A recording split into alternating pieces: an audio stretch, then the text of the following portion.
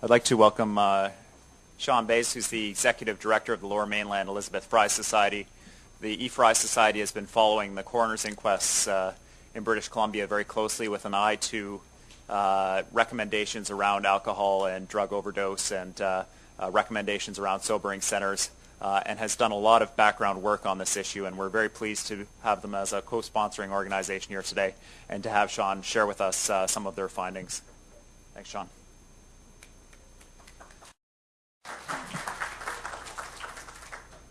So good morning, everyone. Yeah, I can't compete with David for height, that's for sure. Whoops. Really, the issue for me is that this is the data, right? I mean, who could make sense of that? But what it shows you is that there's a large number of people who've died. And these are the coroner's inquests that have occurred since 2008 into their deaths. And so our goal was to look at it and understand it. Because in March 2008, Deborah Marie Kuhn died.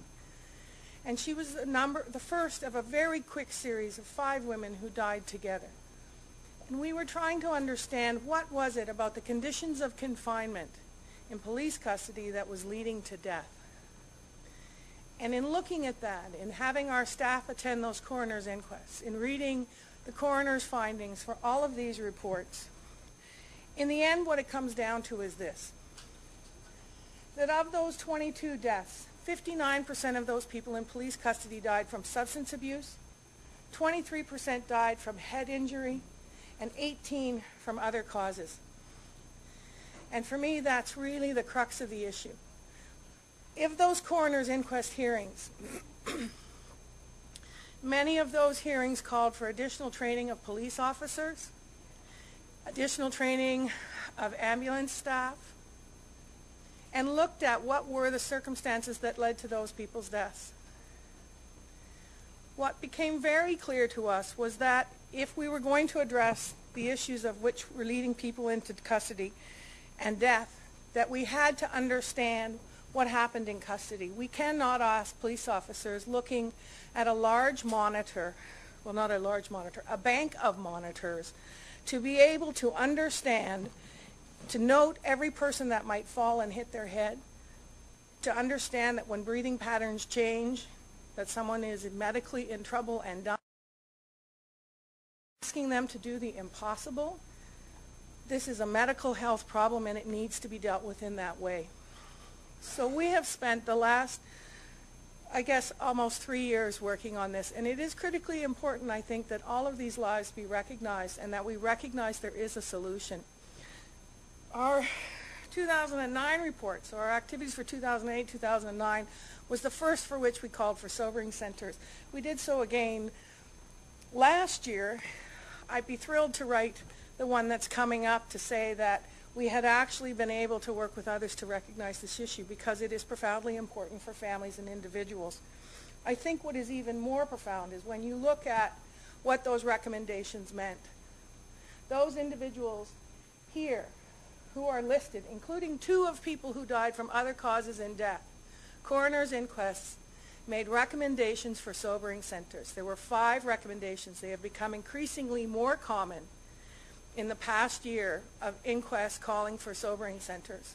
2 other individuals, Christopher Tom and Laura Eileen Coward, there were recommendations made that linked closely the issues of why people were dying in custody with the need for and the call for additional detox, addictions treatment, and shelter services for human beings. And I think that's really what it comes down to. As to whether or not the question of effectiveness can be answered, I think it can. If you look at countries such as Australia, the United States, Russia, they all have sobering centers. They have all had time to look at them. Longitudinal studies in Australia show that sobering centers have been particularly effective in resolving deaths. They looked at the issue of rural centers, because I know that often comes up. Is it that we can have sobering centers outside of large urban areas? And I answer that as yes. There are studies that show they're effective, that they can work and they can be done. The money exists in the system.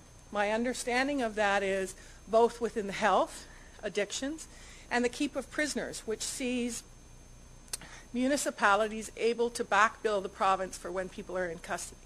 There is a chain of money that's attached to this. There is an ability to move it. And so I say to you that really I think the point is that these are lives that life could have been otherwise for.